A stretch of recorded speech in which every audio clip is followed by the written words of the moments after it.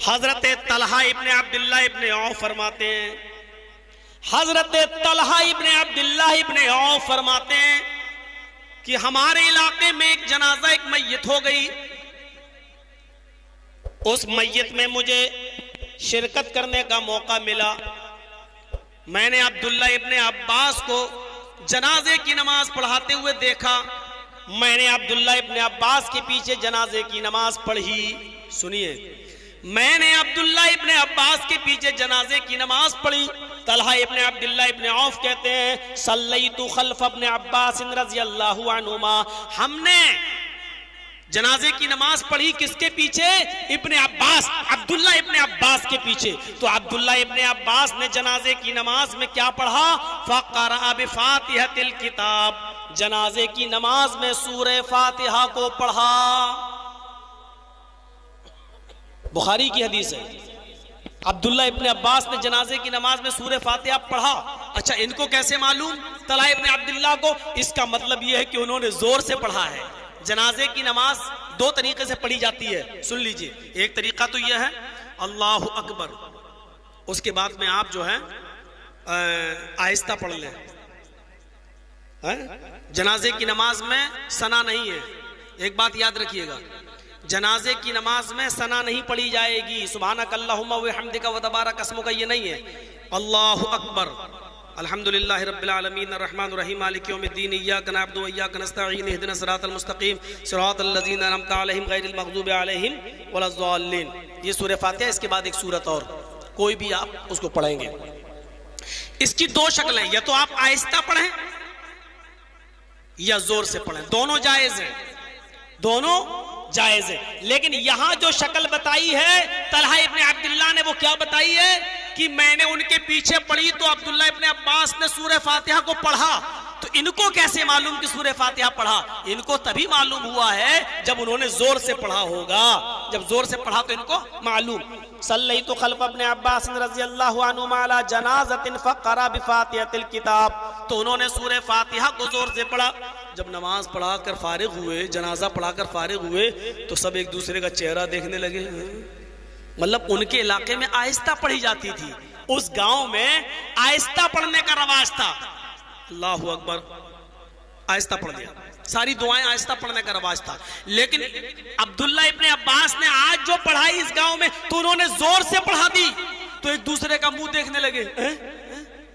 تو حضرت عبداللہ ابن عباس سمجھ گئے شاید ان کو یہ کوئی نئی چیز نظر آ رہی ہے، ان کے گاؤں میں ایسا نہیں ہوا۔ تو کیا فرمایا؟ قال، میں نے جان بوجھ کر زور سے سورہ فاتحہ کو پڑھا ہے، لتعلموا، تاکہ تم کو معلوم ہو جائے، لتعلموا، تاکہ تم جان جاؤ، لتعلموا، تاکہ تمہیں علم ہو جائے، انہا سنتن، کہ زور سے پڑھنا بھی سنت ہے۔ یعنی ان دعاؤں کو زور سے بھی اللہ کے رسول صلی اللہ علیہ وسلم نے پڑھا ہے۔ سنت کا مطلب کیا ہے؟ نبی سے ثابت ہے، عمل نبی نے ایسا بھی کیا ہے، یہ سنت ہے۔ نبی نے جو کیا، چاہے وہ قولی شکل میں، فعلی شکل میں، تقریری شکل میں، وہ سنت ہے۔ سنت کا معنی کیا؟ طریقہ، نبی کا طریقہ۔ سنت کہتے ہی طریقے کو ہیں۔ اللہ کے نبی فرماتے وعن انس رضی اللہ تعالیٰ عنہ قال قال رسول اللہ صلی اللہ علیہ وسلم النکاح من سنتی فمن رغب عن سنتی فلیس منی۔ النکاح من سنتی الگ ہے، فمن رغب عن سنتی فلیس منی یہ دوسری حدیث کا ایک ٹکڑا ہے۔ سنیے، النکاح من سنتی، حضرت انس فرماتے ہیں کہ اللہ کے نبی نے فرمایا النکاح من سنتی، نکاح میری سنت ہے۔ دیکھیے طریقہ، طریقہ۔ اچھا، جتنا دیں اور جو دیں، یہ بات یہاں سے نکلی تھی، جو دیں وہ لے لو اور جتنا دیں۔ آئیے، جتنا دیں کا مطلب سنیے۔ 3 صحابی، غور سے سننا، آج میری تقریر ذرا دوسرے اسٹائل کی ہو رہی ہے، کل دوسرے اس میں سنیے گا۔ آج تھوڑی سی علمی باتیں ہو جانی چاہیے، جو چیزیں نہیں معلوم ہے اس کی جانکاری ہونا بھی ضروری ہے۔ سنیے، 3 صحابیوں کی ایک جماعت اللہ کے رسول صلی اللہ علیہ وسلم کی بعض بیویوں سے ملاقات کرنے گئے۔ حدیث کے الفاظ کیا ہے؟ قال، کیا ہے؟ جاء ثلاثۃ رہط الی بیوت ازواج النبی صلی اللہ علیہ وسلم. یہ ہے بخاری شریف کی حدیث کے الفاظ. 3 لوگ 3 صحابی نبی اکرم کے گھر میں نبی اکرم کی بیویوں سے ملاقات کرنے گئے. جب وہ نبی اکرم کی بیویوں سے ملنے گئے تو انہوں نے عبادت کے بارے میں پوچھا. ان تینوں صحابیوں نے عبادت کے بارے میں پوچھا.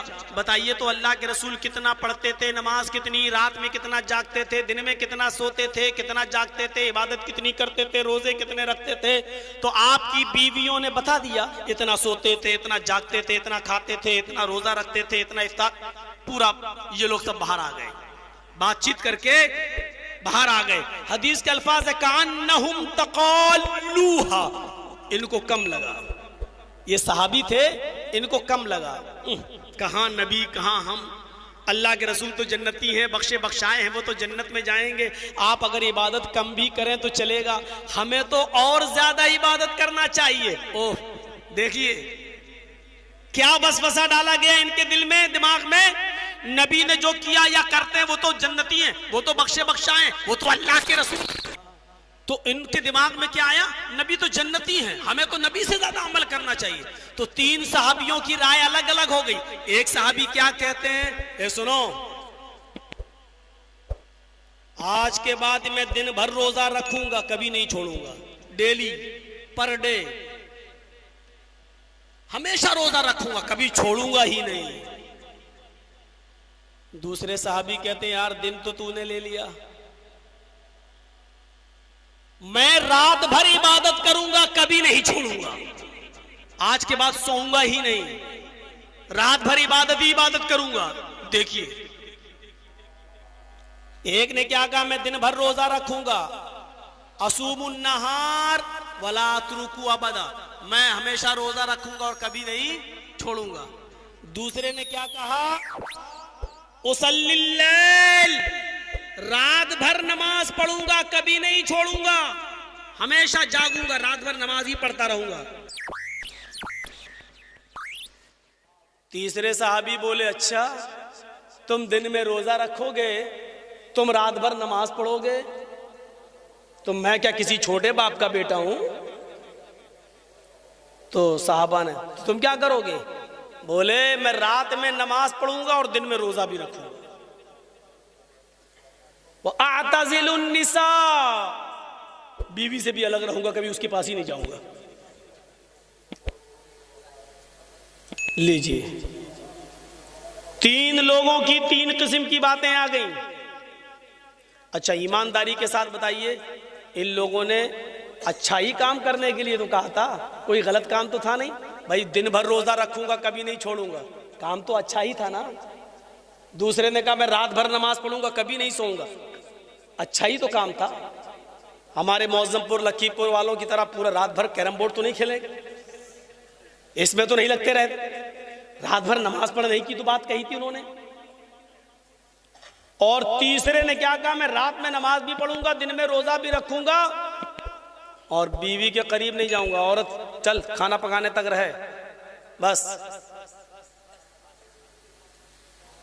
لیکن جب اللہ کے نبی صلی اللہ علیہ وسلم کو اس کی اطلاع ملی تو اللہ کے نبی ان کے پاس آئے اور کیا کہا, میں نے سنا ہے ایسی ایسی باتیں,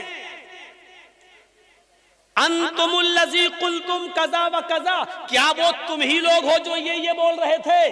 کیا تم نے یہ باتیں بولی؟ کیا تم نے یہ کہا کہ میں رات بھر نماز پڑھوں گا؟ کیا تم نے کہا کہ دن بھر روزہ رکھوں گا؟ کیا تم نے کہا کہ میں دن میں نماز پڑھوں گا, دن میں روزہ رکھوں گا, رات میں نماز پڑھوں گا اور بیوی کے قریب نہیں جاؤں گا؟ تم نے کہا, تم تینوں لوگ ہو. ہاں اتنے سیدھے تھے, سچے تھے, جھوٹ نہیں.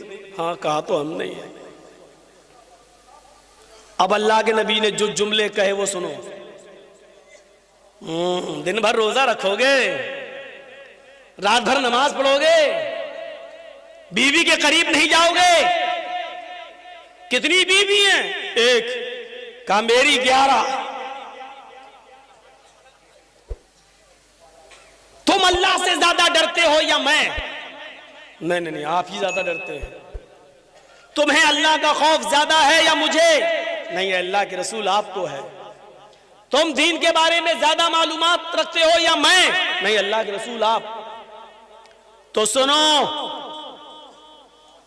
جب میں تم میں سب سے زیادہ اللہ سے ڈرنے والا اور اللہ کا خوف کھانے والا ہوں تو میرا حال کیا ہے؟ میں رات میں اٹھتا ہوں، میں رات میں سوتا بھی ہوں، نماز عشاء کے بعد آتا ہوں، سو جاتا ہوں، پھر آخری پہر میں اٹھتا ہوں اور اٹھ کر اللہ کی عبادت بھی کرتا ہوں، تہجد بھی پڑھتا ہوں.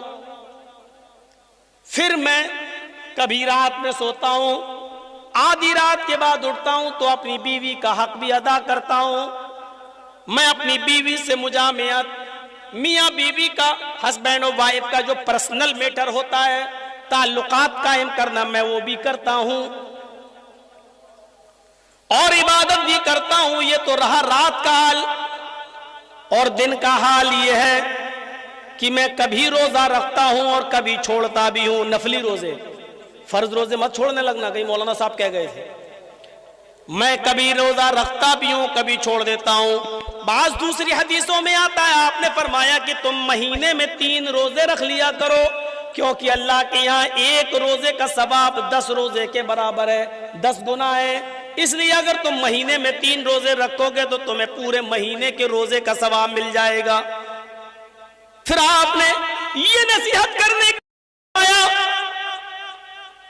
ہاذا سنتی، یہی میرا طریقہ ہے، یہی میرا راستہ ہے. یعنی تمہیں رات میں سونا بھی ہے، پھر رات میں اٹھنا بھی ہے، تمہیں اپنی بیوی کا حق بھی ادا کرنا ہے. تمہیں رات میں اٹھ کر اگر نفلی عبادت کرنا چاہو، تہجد وغیرہ پڑھنا چاہو تو غسل کر کے تہجد وغیرہ بھی پڑھ لو، نفلی عبادت بھی کر لو، اور مہینے میں 3 روزے بھی رکھ لیا کرو. آپ نے فرمایا یہی میرا طریقہ ہے. خبردار اگر تم رات بھر جاگے، خبردار اگر تم نے پے در پے کنٹینیو مسلسل روزے رکھے، خبردار اگر بیوی کا حق ادا نہیں کیا، اس کے قریب نہیں گئے، آپ نے فرمایا فمن رغب عن سنتی فلیس منی، جو میرے اس طریقے سے اعراض کرے گا، جو میرے اس طریقے سے منہ پھیرے گا، جو میرے اس طریقے سے پیٹھ موڑے گا اور روگردانی کرے گا، فلیس منی، وہ میری امت میں سے نہیں ہوگا، وہ مجھ میں سے نہیں ہوگا، وہ مسلمان نہیں کہلائے گا، وہ میرا امتی نہیں کہلائے گا. رات بھر نماز پڑھنے کے باوجود تمہاری انٹری مسلمانوں میں نہیں. رات بھر عبادت کرنے والے کی انٹری، دن بھر روزہ رکھنے کے باوجود مسلمان نہیں. کیوں؟ کیونکہ محمد رسول اللہ نے جتنا دیا اتنا لو، زیادہ کرو گے تو وہ بھی غلط. جو دیں وہ لے لو اور جتنا دیں اتنا لے لو. یہ ہے سنت. سنت کی 2 مثالیں میں دے چکا ہوں آپ کو.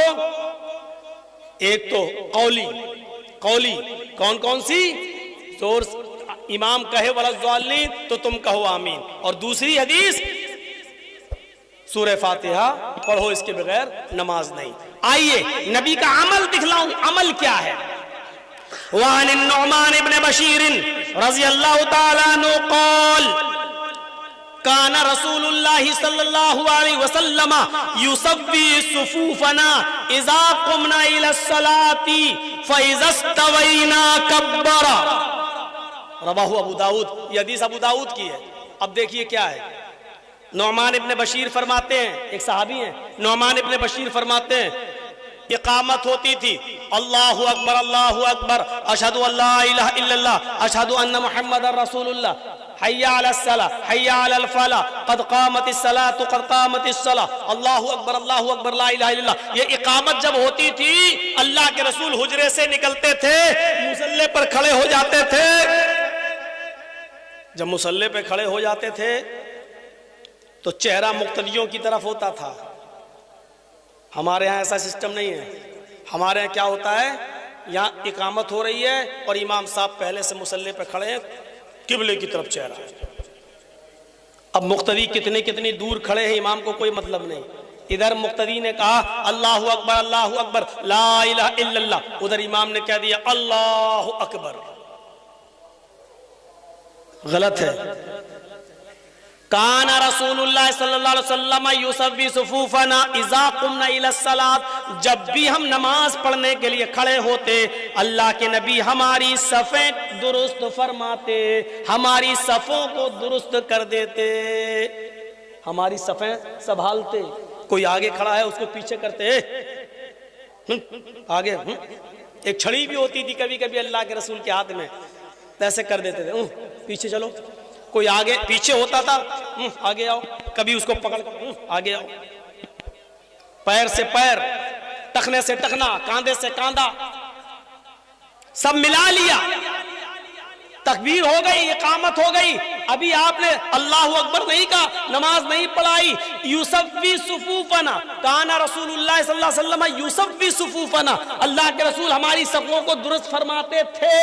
یہ علماء بیٹھے ہیں جانتے ہیں، کانا جب فعل مضارع پر آ جائے تو استمرار، ریگولر کا معنی پیدا کر دیتا ہے، یعنی اللہ کے رسول کا یہ عمل کوئی ایک نماز میں نہیں تھا، کنٹینیو رہا، انتقال کے وقت تک رہا، آخری نماز تک رہا، آپ کا یہ عمل برابر رہا، آپ نے کوئی نماز بغیر صفوں کو درست کیے ہوئے نہیں پڑھایا، آپ کا یہ عمل کنٹینیو مداومت کے ساتھ ہم لگاتار کنٹینیو یہ آپ کا عمل رہا۔ کہنا جب فعل مضارع پہ آ جائے تو استمرار، کنٹینیو، ریگولر کا معنی پیدا کر دیتا ہے۔ کہنا رسول اللہ صلی اللہ علیہ وسلم یصوی صفوفنا، اللہ کے رسول نے ہماری صفیں درست کی، یہ نہیں، ہماری صفیں درست کر دیا کرتے تھے۔ اذا قمنا الی الصلاۃ، جب ہم نماز پڑھنے کے لیے کھڑے ہوتے، یعنی جب بھی اذا قمنا، جب بھی ہم نماز پڑھتے، سنو، جب بھی جماعت ہوتی، جب کا مطلب جب بھی نماز ہوتی،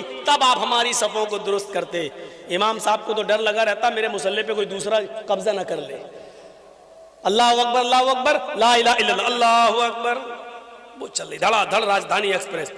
الحمدللہ رب العالمین الرحمن الرحیم مالک یوم الدین، ایاک نعبد و ایاک نستعین، اہدنا الصراط المستقیم صراط الذین انعمت علیہم غیر المغضوب۔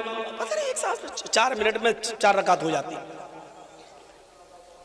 کوے کی چونچیں، اللہ اکبر، سبحان رب العظیم، سبحان سمع اللہ لمن حمدہ، اللہ اکبر، ایک دم کوے کی چونچیں ٹھونکے مارتے ہیں، ٹھونکے۔ نماز بہت برا حال ہو گیا نمازوں کا، بالکل ہندو میں مسلمان نے فرق ہی نہیں دیکھتا، جیسے وہ جا رہا ہنومان کی مورتی تھی کی کھوپڑی ہلائی، موٹر سائیکل بڑھ گیا آگے، وہ اپنے بھگوان کے لیے موٹر سائیکل سے اترنا بھی گوارا نہیں کر رہا ہے، اور اس کو بھی فکر لگی ہوئی ہے، ارے آئی پی ایل میچ آ رہا، ابھی سٹا لگا ہوا ہے، کون جیتے گا، دڑا سٹا لگا ہوا ہے، کون جیتے گا، جلدی سے، چلو اسی والی مسجد میں جلدی نماز پڑھ لو، یہ امام صاحب 4 رکعت 4 منٹ میں پڑھا دیتے ہیں، وہ جلدی سے نماز پڑھ لی، سمجھ آگے، ہاں ہاں ہاں یہ جیتے گا، یہ جیتے گا۔ کتنا سٹا ہوا آپ کو معلوم ہے؟ اوف، بنگال کا ریکارڈ نہیں معلوم، مجھے اپنے شہر کا معلوم ہے، مولانا جرجیز کا شہر بھی، شہر تو چھوڑو میرا محلہ بھی، چوری چھپے سب پکڑے بھی گئے، اور یہ دیکھو رات بھر پکڑے گئے، صبح چھوٹ بھی گئے، کیونکہ مل گیا تو گرو دکھشنا ان کو بھی چھوڑ دیا، یہ حال ہو رہا۔ تو یہ نبی کا عمل تھا۔ آج بھی سعودیہ چلے جائیے نماز پڑھنے کے لیے، کبھی آپ خانہ کعبہ میں جائیں گے، دیکھیے جیسے ہی مؤذن اقامت کہے گا فوراً امام صاحب کیا کہیں گے، استووا صفوفکم، استووا صفوفکم، اپنی صفیں درست کر لو، اپنی صفیں درست کر لو۔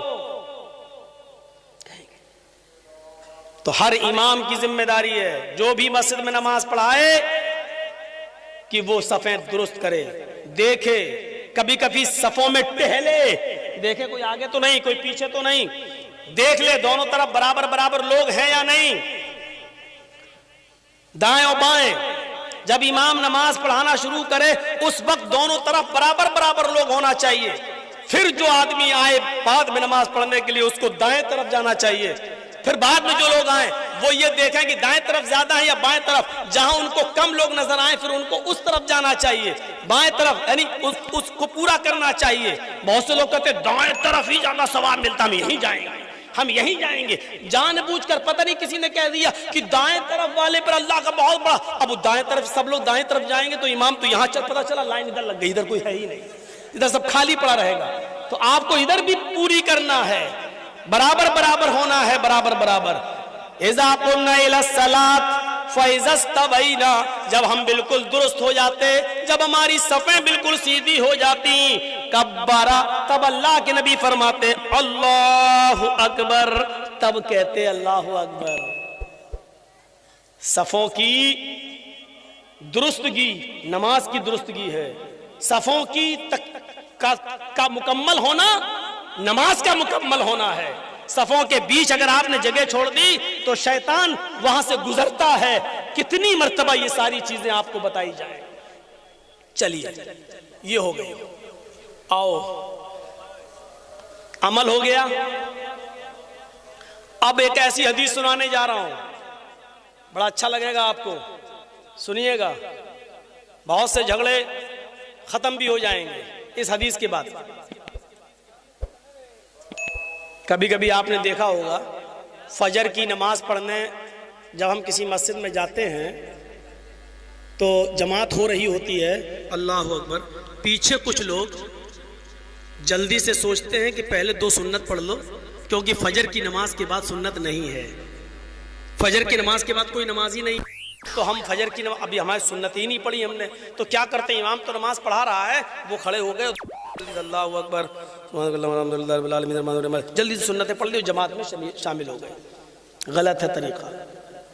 اب دیکھیے اللہ کے رسول نے حکم نہیں دیا، عمل بھی نہیں ہے، آپ نے ایسا کبھی کیا بھی نہیں، لیکن کسی کو کرتے ہوئے دیکھا تو آپ نے اس کو منع نہیں کیا. دیکھیے وہ حدیث کیا ہے. وعن قیس بن عمرو رضی اللہ تعالی عنہ قال رأى رسول اللہ صلی اللہ علیہ وسلم رجلا بعد صلاة الصبح رکعتین فقال رسول اللہ صلی اللہ علیہ وسلم صلاة الصبح رکعتان فقال الرجل انی لم اکن صلیت الرکعتین اللتین قبلہما فصلیتہما الآن فسکت رسول اللہ صلی اللہ علیہ وسلم. رواہ ابو داؤد. یہ میں نے پوری حدیث آپ کے سامنے پڑھ دی ابو داؤد کی. ایک ایک لفظ کے ترجمے پر غور کرو. اس حدیث کے راوی ہیں قیس ابن عمر. کیا فرماتے ہیں؟ رأى رسول اللہ صلی اللہ علیہ وسلم، میں اللہ کے نبی صلی اللہ علیہ وسلم کے پیچھے نماز پڑھ رہا تھا، فجر کی نماز. میں نے اللہ کے نبی کے پیچھے فجر کی نماز پڑھی. نبی اکرم فجر کی نماز پڑھا رہے تھے، ہم بہت سے صحابہ نبی کے پیچھے نماز پڑھ رہے تھے.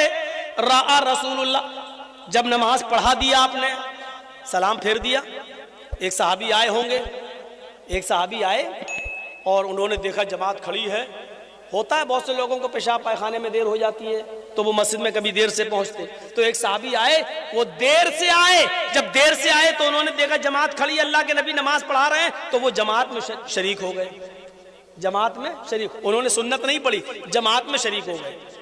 جب اللہ کے رسول نے سلام پھیرا نماز پڑھا کر، السلام علیکم ورحمت اللہ، السلام علیکم ورحمت اللہ، جب آپ سلام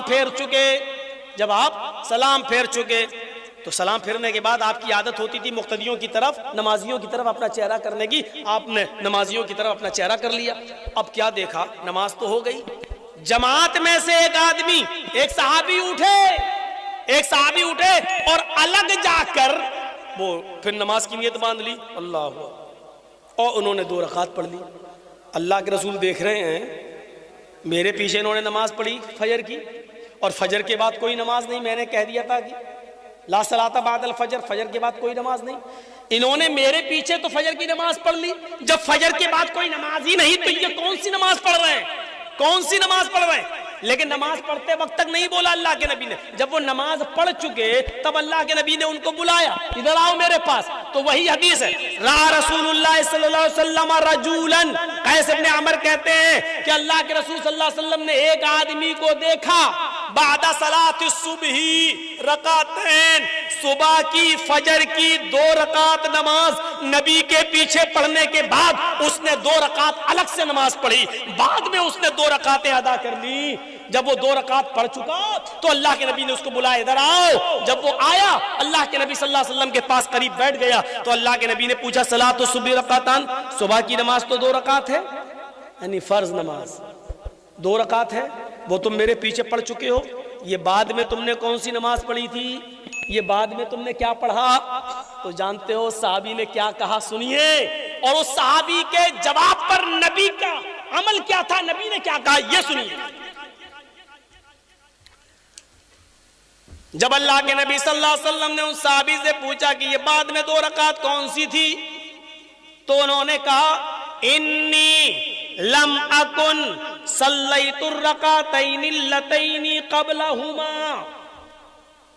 اے اللہ کے رسول، اے اللہ کے نبی، فجر کی نماز سے پہلے جو 2 رکعت سنتیں پڑھی جاتی تھیں، فجر کی نماز سے پہلے جو 2 رکعت سنتیں پڑھی جاتی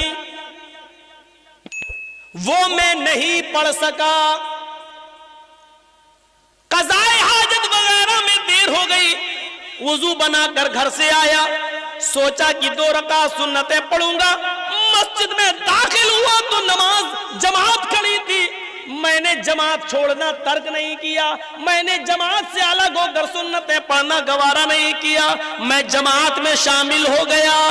تو وہ 2 رکعت جو سنتیں میری چھوٹ گئی، جو پہلے پڑھی جاتی تھی، وہ میں نے نہیں پڑھی. فَصَلَّيْتُهُمَا الآن، آپ نے ابھی جو مجھے نماز پڑھتے ہوئے دیکھا، یہ وہی 2 رکعت سنتیں تھی جو پہلے پڑھی جاتی تھی، جو کسی وجہ سے میں نہیں پڑھ سکا، وہ میں نے اب پڑھی. کوئی نئی نماز نہیں ہے نا؟ نہیں، سنتیں تھیں. اچھا وہ نہیں پڑھ پائے تھے. ہاں. فَسَقَطَ رسول اللہ، آپ خاموش ہو گئے. ٹھیک ہے، کوئی بات نہیں.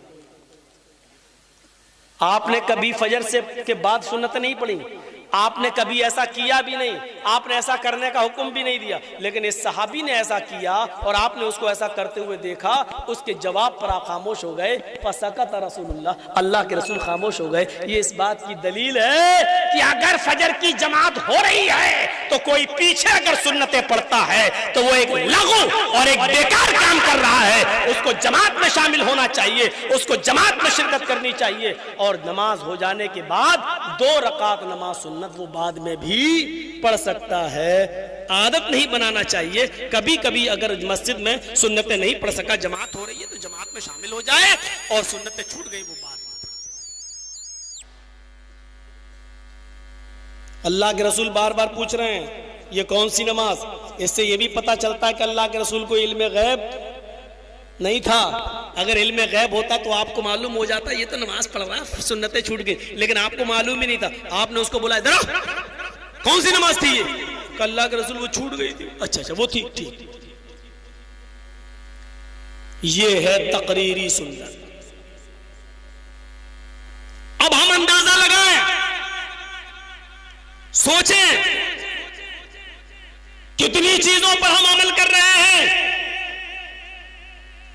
نبی اکرم نے ہمیں کتنا دیا ہے، اور ہم دین کے اندر کتنی چیزوں کا اور اضافہ کر رہے ہیں.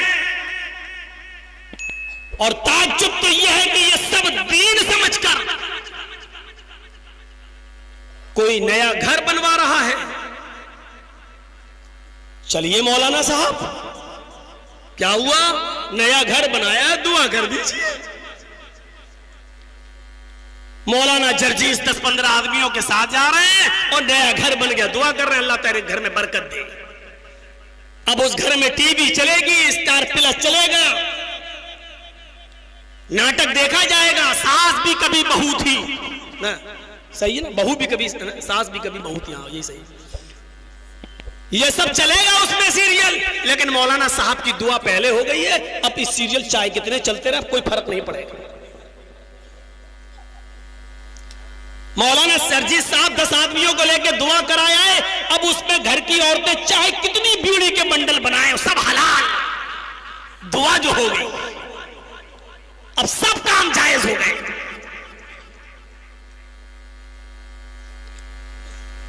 پوری زندگی اٹھا لو نبی اکرم صلی اللہ علیہ وسلم کی، کچھ صحابہ کے ساتھ آپ بھی کبھی گئے ہو کہیں، کسی نے کہا ہو اللہ کے رسول میرا گھر بن گیا ہو، چلیے دعا کر دیجیے، اور آپ نے کیا؟ یہاں تو نئی دکان بنتی ہے تو وہ کرائے کے ٹٹوؤں کو بلایا جاتا ہے. کرائے کے ٹٹو جانتے ہو، بھاڑے کے، ایک ایک پارا سب کو پکڑا دیا. کچھ لوگوں کو تو میں نے ایسے دیکھا ہے، ایسے. اب آپ یہ مت کہنا مولانا آپ نے کیسے دیکھا، آپ بھی گئے تھے کیا؟ آپ لوگ بہت عقل مند ہیں، بہت عقل مند ہیں. میں نے دیکھا، اس کا مطلب یہ نہیں کہ میں نے پڑھا.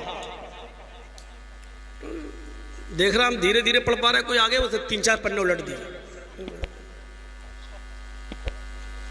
قرآن خوانی ہو رہی ہے. اب آپ کہو گے مولانا صاحب قرآن ہی تو پڑھا جا رہا ہے، اس میں برائی کیا ہے؟ پھر وہی بات، پھر آپ وہی کہہ رہے ہیں کہ اس میں برائی کیا ہے. میں نہیں کہہ رہا ہوں کہ کوئی برائی ہے، لیکن میں یہ کہہ رہا ہوں کیا یہ عمل جناب محمد رسول اللہ اور آپ کے صحابہ سے ثابت ہے؟ بس یہ برائی ہے. جس کام کو آپ دین سمجھ کر، اچھا سمجھ کر رہے ہیں، کیا اس کو نبی اکرم صلی اللہ علیہ وسلم نے اپنی مہر لگا کر پاس کیا ہے؟ کیا یہ کہا ہے کہ یہ کام جائز ہے؟ کیا ایسا کیا ہے آپ نے کبھی کر کے دکھایا ہے؟ نہیں. ہر عمل پر مہر نبی کی ہونی چاہیے. صحابہ کرام کا عمل جانتے ہو کیا تھا؟ آپ تعجب کریں گے. اللہ کے نبی صلی اللہ علیہ وسلم نماز پڑھا رہے ہیں. ابو داؤد حدیث، اللہ کے نبی صلی اللہ علیہ وسلم نماز پڑھا رہے ہیں، آپ کے صحابہ آپ کے پیچھے کھڑے ہو کر نماز پڑھ رہے ہیں. اور سنو، اللہ کے نبی بھی جوتے پہنے ہوئے، آپ کے پیارے صحابہ بھی جوتے پہنے ہوئے. ہاں، یہ نماز جوتے پہن کر ہو رہی ہے. جوتے پہن کر نماز پڑھنے میں کوئی برائی نہیں ہے، بشرط یہ کہ پاک زمین ہونی چاہیے اور جوتے بھی آپ کے پاک ہونا چاہیے. اس زمانے میں کنکریلی زمین ہوا کرتی تھی. آج کل کی طرح مسجدوں میں جو فرش بچے ہیں اس طرح کی کہ فرش نہیں بچا کرتے تھے. سورج کی گرمی اس کنکریلی زمین پر آگ کے شعلے اگلتی تھی. اگر وہ جوتے پہن کر نماز نہ پڑھی جائے تو زمین پر پڑے ہوئے وہ پتھریلے کنکر پیروں میں پھلک پیدا کر دیں. اس لیے جوتے پہن کر نماز پڑھی جاتی تھی. آپ کل اپنی مسجدوں میں جوتے پہن کر مت پہنچ جانا. مولانا جرجیز نے کہا جوتے پہن کے نماز پڑھنا. اس لیے میں نے کنڈیشن بتا دی. اللہ کے نبی صلی اللہ علیہ وسلم نماز پڑھا رہے ہیں، آپ کے پیارے صحابہ نماز پڑھ رہے ہیں. اذ خلانا علیک، اچانک نمازی کی حالت میں اللہ کے نبی صلی اللہ علیہ وسلم نے اپنے دونوں جوتے اتار دیے. نماز ہی کی حالت میں اپنے دونوں جوتے اتار دیے اور ان کو اٹھا کر ہاتھ سے پکڑا اور بائیں طرف رکھ لیے. ایسے اتار لیے اور اٹھا کے بائیں طرف رکھ دیے اور پھر نماز پڑھانا شروع کر دی. آپ کے پیارے ساتھیوں نے جب یہ عمل دیکھا کہ ہمارے نبی نے جوتے اتار دیے، ہمارے نبی نے جوتے اتار دیے، تو ان صحابہ نے بھی اپنے اپنے جوتے اتار کر بائیں طرف رکھ لیے. سب نے، نبی نے اتارے تو سارے صحابہ نے اتارے.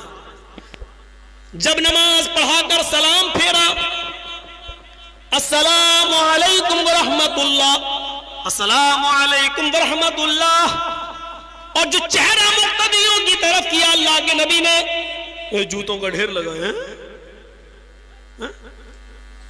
صحابہ کے جوتے اترے ہوئے دیکھے، سب نے اپنے اپنے طرف رکھ لیے. جانتے ہو آپ نے کیا پوچھا؟ سب سے پہلا سوال، ما حملکم علی القاء نعالکم، میرے صحابیوں تمہیں جوتے اتارنے کے لیے کون بولا؟ تم نے جوتے کیوں اتارے؟ تم پہن کر نماز پڑھ رہے تھے، تم نے جوتے کیوں اتار دیے؟ کس چیز نے تمہیں ابھارا جوتے اتارنے پر؟ تو صحابہ کا جواب جانتے ہو کیا تھا؟ ہمارا جواب وہ نہیں ہے. صحابہ کا جواب کیا تھا؟ اے اللہ کے رسول آپ ہم سے پوچھ رہے ہیں کہ جوتے تو کیوں اتارے؟ ارے جو امام کو کرنا چاہیے، جو امام کرتا ہے وہی تو مقتدیوں کو کرنا چاہیے. رائناک القیتنا علیک، اے اللہ کے نبی ہماری آنکھوں نے دیکھا کہ آپ نے اتار دیے، فالقینا تو ہم نے بھی اتار دیے، اس سے زیادہ ہمیں کچھ نہیں معلوم. جو آپ نے کیا وہ ہم نے کیا، آپ کو اتارتے ہوئے دیکھا تو ہم نے بھی اتار دیے. یہ صحابہ تھے، میرے نبی نے جو کیا وہ ہم کریں گے. جوتے پہن کر نماز پڑھی تو ہم بھی پڑھیں گے، نماز کی حالت میں جوتے اتار دیے تو ہم بھی اتاریں گے. وہ یہ نہیں پوچھتے تھے آپ نے ایسا کیوں کیا، جو میرے نبی نے کیا وہ ہم نے. افسوس ہے آج کے انسان کو اور آج کے مسلمانوں کو اور نارائن پور والوں، آج کے ہم جیسے اہل حدیث نام نہاد اہل حدیثوں کو تو یہ چاہیے کہ کوئی بھی کام دیکھو، چاہے وہ قبرستان میں ہاتھ اٹھا کر دعا مانگنے کا معاملہ ہو، چاہے آپ کی مسجد میں جمعے کے دن ڈبل آذان 2 آذانیں دینے کا معاملہ ہو، چاہے وہ عقیقے کے وقت ایک بڑے جانور کی قربانی کر کے ایک ہی گائے میں 7 حصوں کا معاملہ ہو، چاہے جو بھی معاملہ ہو، آپ کو تو اپنے امام کا کرتا پکڑ کے پوچھنا چاہیے اس کی دلیل کیا ہے. ہمیں دلیل دو تو جناب محمد رسول اللہ سے دو، ہمیں اس بات کا ثبوت دو تو محمد رسول اللہ سے دو. آپ جمعے کے دن ڈبل آذان دے رہے ہیں، اس کا ثبوت ہمیں جناب محمد رسول اللہ سے دو. یہاں عقیقے میں ایک ہی گائے میں 7 حصے جو کیے جا رہے ہیں، ہمیں اس کا ثبوت جناب محمد رسول اللہ سے دو. کیا عقیقے میں گائے کی قربانی یا بڑے جانور کی قربانی میں گائے کا بچے کا عقیقہ ہوگا یا نہیں، بڑے جانور کی قربانی لگے گی یا نہیں؟ ہمیں اس کی دلیل قرآن و حدیث سے دو. قبرستان میں ہاتھ اٹھا کر دعا مانگتے ہو، ہمیں اس کی دلیل قرآن و حدیث سے دو.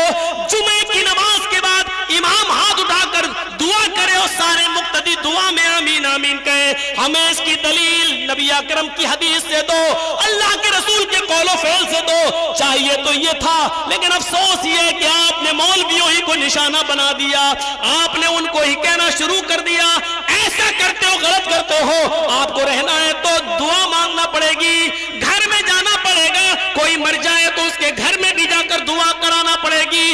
آپ نے اپنے آپ کو اہل حدیث کہنے کے باوجود بھی شریعت پر بلڈوزر چلایا ہے، شریعت پر آپ نے چھری چلائی ہے. امام کائنات جناب محمد رسول اللہ کے سنت اور آپ کے طریقے کو آپ نے مجروح کیا ہے، آپ نے محمد رسول اللہ کا دل توڑا ہے، آپ نے بغیر دلیل عمل کرنا شروع کر دیا ہے. آپ کو سوچنا چاہیے کہ ہم جو کام کر رہے ہیں وہ صحیح ہے کہ نہیں ہے، اس کی دلیل کیا ہے. قرآن و حدیث سے ہمیں دلیل لینا چاہیے تھا اور مانگنا چاہیے، لیکن افسوس یہ کہ آپ الٹے ہمارے اوپر بگڑتے ہیں. صحابہ کا سیدھا جواب کیا تھا؟ ہم نے آپ کو جوتے اتارتے ہوئے دیکھا تو ہم نے بھی اتار دیے. اس کے بعد نبی کا جواب کیا تھا؟ آپ نے فرمایا سنو میں نے جوتے کیوں اتارے؟ فَأَتَانِي جبریل، میں نماز پڑھا رہا تھا، میرے پاس جبریل علیہ السلام آئے، فَأَخْبَرَنِي، انہوں نے مجھے خبر دی، اے محمد صلی اللہ علیہ وسلم آپ اپنے جوتے اتار دیجئے، آپ کے جوتوں میں گندگی لگی ہوئی ہے، آپ کے جوتے میں غلاظت لگی ہوئی ہے، آپ کے جوتے میں کچھ ناپاکی لگی ہوئی ہے. اے میرے ساتھیوں، محمد رسول اللہ عالم الغیب نہیں ہے، مجھے میرے پیروں کے جوتے میں لگی ہوئی گندگی کا بھی علم نہیں ہے، یہ مجھے جبریل نے نماز کی حالت میں بتایا، اس لیے میں نے نمازی کی حالت میں نے جوتے اتار دیے. اب تمہارے لیے قانون بنا رہا ہوں، تم لوگ دونوں جوتوں میں نماز پڑھنے جب آؤ تو آنے کے بعد جب کنکریلی زمین پر نماز پڑھنے کے لیے جوتے پہن کر نماز پڑھنا چاہو تو اپنے جوتوں میں دیکھ لو گندگی تو نہیں لگی ہوئی ہے. اگر تمہارے جوتوں میں گندگی لگی ہوئی ہو، غلاظت ناپاکی لگی ہوئی ہو تو اس کو اپنے پیروں کو زمین پر رگڑ لو، مٹی پر رگڑ لو اور اس گندگی کو مٹی سے صاف کر لو، پھر اس کے اندر تم نماز پڑھو آئندہ تم اپنے جوتے دیکھ لیا کرنا، اگر گندگی لگی ہوئی ہے تو مٹی پر رگڑ لیا کرنا، زمین پر رگڑ لیا کرنا اور اسی کے اندر نماز پڑھ لیا کرنا۔ میرے پیارے ساتھیوں، اللہ کے رسول نے اپنی وجہ یہ بتائی کہ میں نے اس لیے جوتے اتار دیے تھے، لیکن تم نے کیوں اتارے؟ صحابہ نے بھی جواب دیا، آپ نے اتارے اس لیے ہم نے اتار دیے۔ کیا جواب تھا؟ یہ تھا طریقہ؟ یہاں تو پوچھنے والا کوئی نہیں۔ مولانا صاحب ہیں، کر رہے ہیں تو اچھا ہی کر رہے ہو،